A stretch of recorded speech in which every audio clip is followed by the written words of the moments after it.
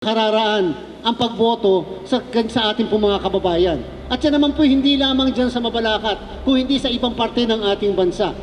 Ngayon po, nung boboto na sila pagkatapos ma-accomplish yung balota, mga 1-2 metro po sila na hindi lumalapit doon sa machine. Tinatanong ko po, ako mismo yung nagde-demo tinatanong ko, ang sabi ko sa kanila, bakit ayaw niyo po lumapit sa makina? Ang sabi po sa akin, baka po kasi masira yung mga makina. Hindi po ba? Natural yan na sinasabi ng mga ordinaryong Pilipino. Baka masira ang makina, ako pang masisi, wala kaming pambayad sa makina na yan. Yun po sinasabi nila. Pero nung sabihin ko na alam niyo po, Nay, Tay, wala pong kwenta ang COMELEC.